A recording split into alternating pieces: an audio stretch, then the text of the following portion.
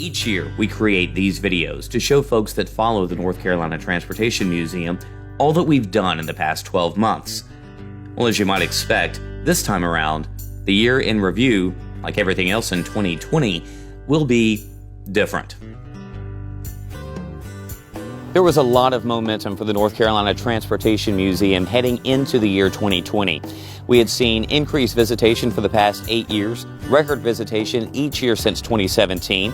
We had found our way onto the list of North Carolina's top 30 museums and attractions. We were looking forward to our 25th year of Day Out with Thomas, another great fire truck festival. And the Polar Express train ride, the museum's largest event, was poised for another record-breaking year as well. None of that happened. What we did was continue to find ways to keep ourselves at the public eye. We found ways to operate a 60-acre historic site and train ride in a pandemic-safe manner. And we found new opportunities to raise lost revenue. So even amidst all the chaos and downturns of 2020, a year like no other, there were still good things happening at the museum that moves you.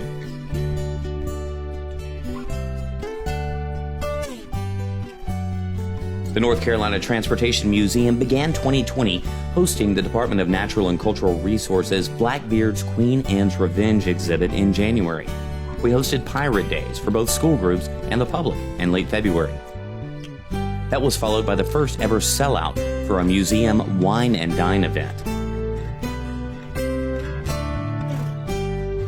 As the museum prepared to host our first ever St. Patrick's train ride, the COVID-19 pandemic began to have its effects. That event, scheduled for March 14th, was canceled. 3 days later, March 17th, the museum suspended public operations. Exhibit buildings were closed, and staff, primarily, sent to work from home. It was decided that even if the public couldn't visit the museum, we could still take the museum to them. We began to create online content for both kids and adults working and studying from home. It was a series of videos and posts, both fun and educational, to be enjoyed during the safer at home period.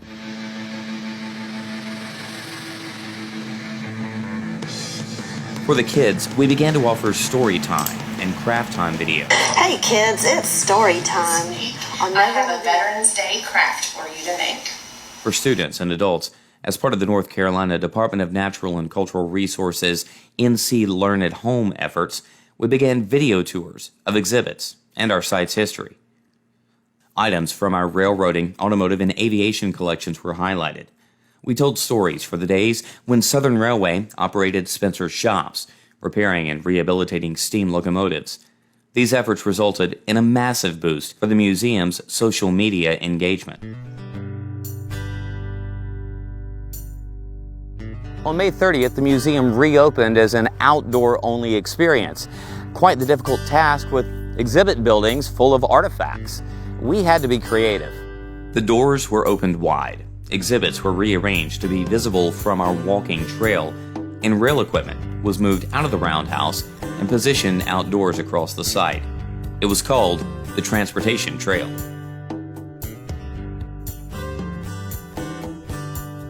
Now keep in mind, just 9% of the museum's operating expenses are appropriated by the state of North Carolina. So annually, 91% of the museum's operating expenses have to be raised by the museum and the museum's foundation. Events are a primary way of raising those funds. And with the loss of all of the museum's spring and summer events, Wind and Wings, Tractors and Trains, the Fire Truck Festival, car shows, well, new fundraising efforts were going to be needed. September 3rd, we went into the chicken business for a day. It was all hands on deck for a barbecued chicken dinner fundraiser in association with the locally popular Porta-Pit Chicken organization. It was a sellout with over 1,500 dinners sold. Some donors from out of town even purchased dinners for local soup kitchens and frontline workers at hospitals and fire and police departments, providing help for others while still contributing to the museum. It was just 2 days later, September 5th, that the museum was cleared to reopen exhibit buildings with precautionary measures. Buildings were open at 50% capacity, additional sanitizing procedures were in place, and yes, all visitors and employees had to wear cloth face masks indoors.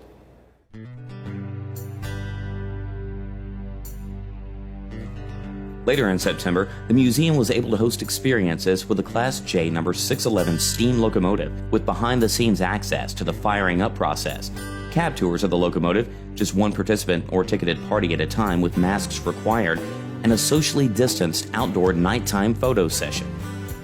In early October, the museum was able to keep a 2-decade tradition, hosting the Antique Automobile Club of America Car Show October 17th. Cars were outdoors and spread out, allowing for this socially distanced car show. The site's train ride operations resumed in October, again with precautionary measures in place. Sanitization procedures, cloth face masks required, 30% capacity on each rail car, and visitors moving in one direction through those rail cars so as not to pass by each other. That allowed the museum to host Halloween-themed train rides.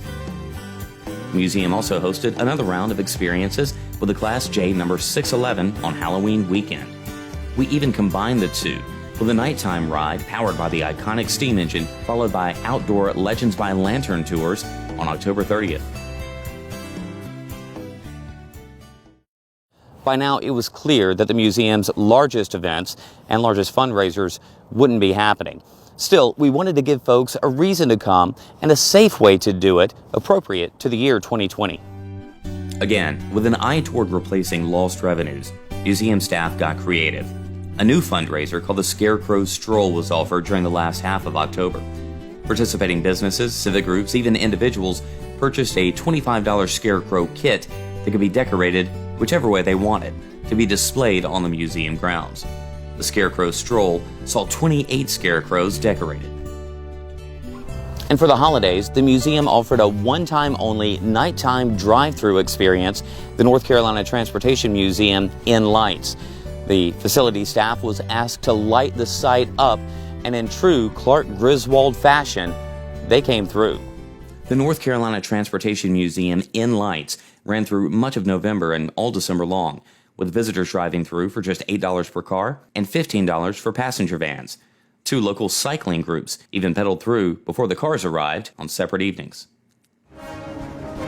It was a far cry from the thousands who attend the Polar Express each year, and that event will return in 2021. Still, the North Carolina Transportation Museum in Lights allowed visitors to experience the museum in a completely different way in 2020.